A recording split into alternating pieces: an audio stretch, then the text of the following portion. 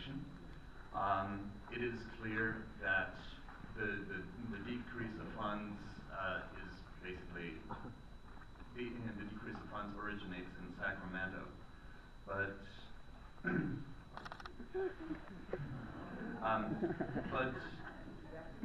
the way that this is communicated, it has basically always been top down. So basically, Sacramento cuts funds, and what does the board do? We basically try to make do, sweep it under the rug, and nobody seems to say, okay, we need to push back. I mean, Judge Finkel said that he represents the voters of Santa Monica and Malibu. I'm sure they're good people. Why don't we communicate with them? Say, hey, we have a crisis in our education system. Get loud. Talk to Sacramento. Stand behind us, and we will spearhead a movement that will talk back to Sacramento and say our education system is in a crisis. And also, I don't see why the only programs that are being implemented are those that silence or that tread on the voiceless. The wait pool program, for example, it cleared the corridors.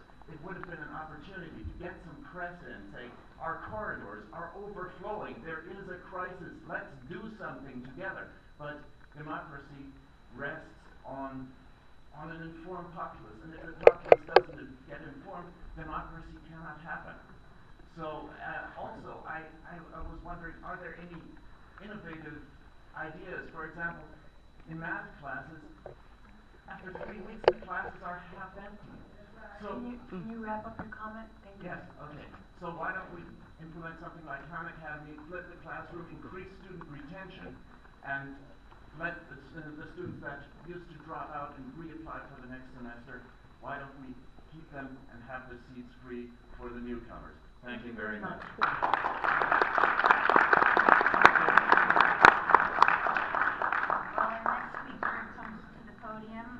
Another group, Ernie Sevilla, Jasmine Jafari, Mitra Mosasi,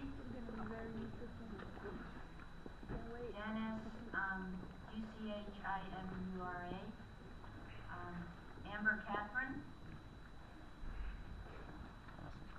Janet Parkeroy, and Christine Schultz.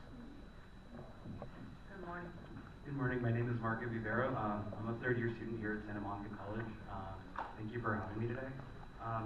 Just want to say, over the past few weeks with this issue going on, I have been in support of the contract education. I do believe that it is a solution for students. It is an opportunity for them to ultimately finish their education, and I think that that concern has been expressed. But I also have heard the concerns on behalf of the students, and as taking them for what they are possible outcomes of something like this. And I know right now emotions are running really high. There's a lot at stake here, you know.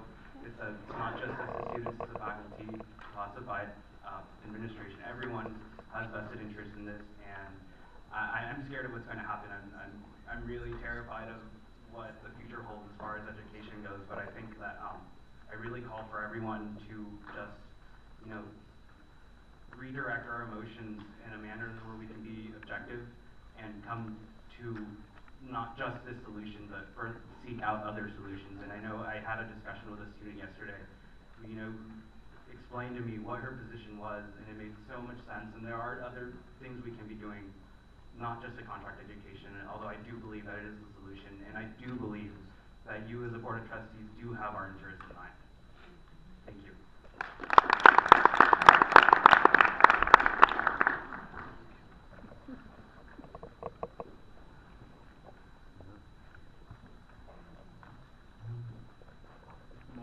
Trustees, administrators, police officers, and members of the public. Good morning.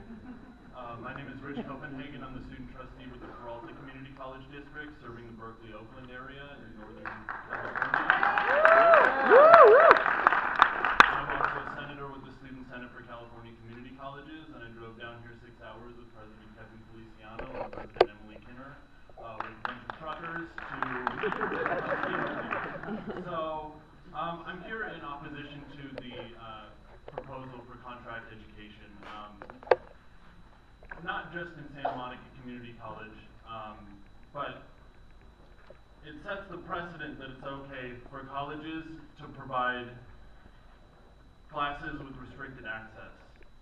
It says that we, California community colleges, already have an inequity in students, first-time students, who are prepared with skills by their parents in higher socioeconomic brackets to enroll quicker, and then anyone left over, only people with money can take those classes.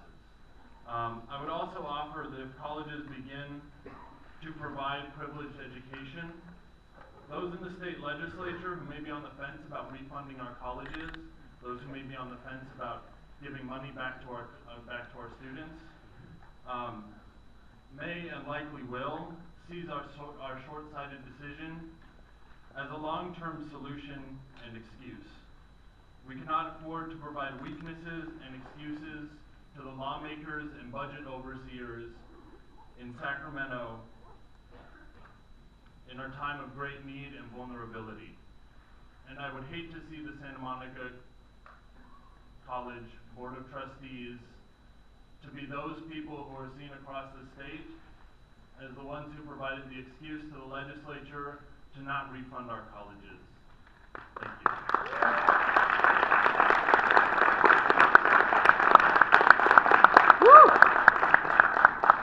Thank you, Board of Trustees. My name is Ernie Sevilla. I want to commend you on the proposed idea to postpone this measure. First off, I'd like to say that two people could see the same thing and both have two different interpretations. Two people can see the same incident and have two different interpretations. Here's what I saw, and here's exactly what I heard that night. I was up front waiting to go in with one of my chosen tickets that I was given. The crowd is chanting, go in, rush the door. They were being told several times that they would have an option to go to the overflow room. Yet the leaders that led these people were not accepting that. Were not taking that as a suggestion. And specifically said to me exactly from President Harrison Wills was, Ernie, whatever it takes, force that door open. When you get there, keep that door open. At that point, the crowd started rushing the door. I got forced to the corner of the wall. I stood less than 2 feet away from Officer Wills, who was trying to close that door at that point. At which point, he got forced behind the door and was crushed behind the door by the crowd. I was forced against the wall. At what point, I saw his hand go up and issue the pepper spray. People are saying, why wasn't I given a warning? He wasn't given the opportunity to even give you guys a warning. He was being pushed up against the door. I stand by his decision of what he did. No time is it ever justifiable to force your person upon somebody else to cause physical violence and possibly harm to get your message across. Be careful in the future who you choose as your leaders to lead your cause, because there are those out there that are willing to throw themselves under the bus, to throw you under the bus, and to be pepper sprayed. That's what I saw. I was there.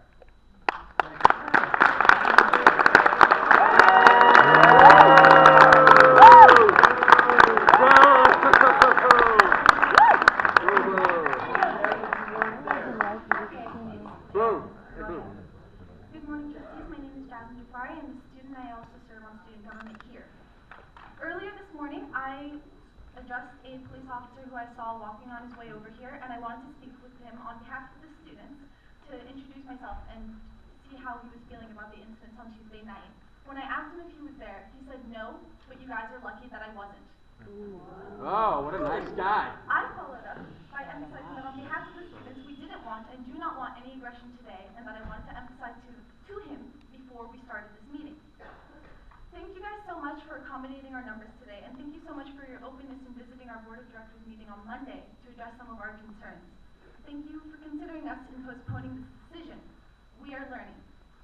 However, all of us in this community need to reflect over our positions as protectors and servants to the students in this community.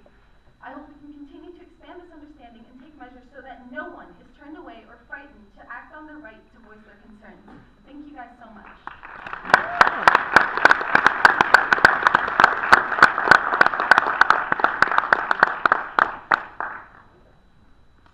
Before you begin, Professor Mosasian,